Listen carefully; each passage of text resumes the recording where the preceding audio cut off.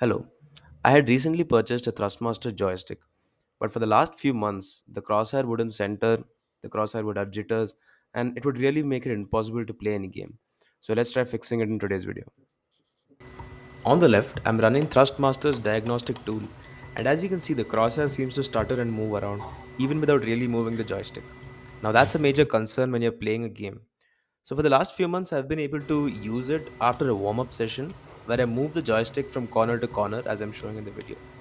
But that really only works for a couple of hours and then again the stutter returns. So, let's try fixing it in the video. First, I started off by unscrewing the throttle from the joystick. It took a while, but I got it done.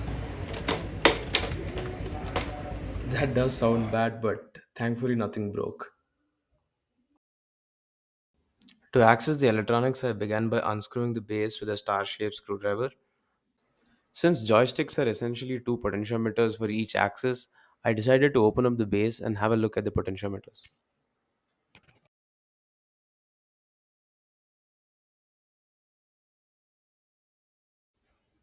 The potentiometers seemed quite tight, but they weren't really fastened or anything, so I was able to pull it out of their slot.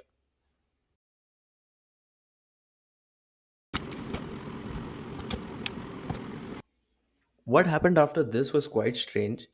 I moved the potentiometer from one end to the other a couple of times, and then I just plugged the joystick back into the computer just to see that there was no issue, there was no stutter, and the joystick was moving perfectly. I did some online research and I couldn't really find a solid reason on why the potentiometer magically fixed itself. But my theory is this: the potentiometer was actually forced to move in one small area of the track. That could have caused oxidation or any sort of corrosion, which led to noise.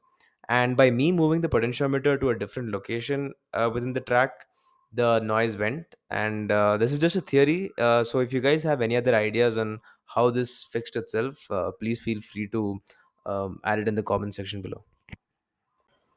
At this point, I was just glad that it was working and I didn't really care on why it wasn't working. So I then proceed to put the joystick back together and test it with some games.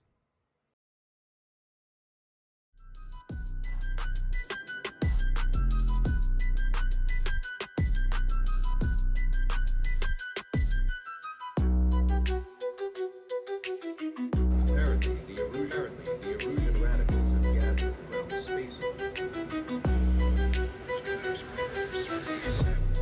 Into formation.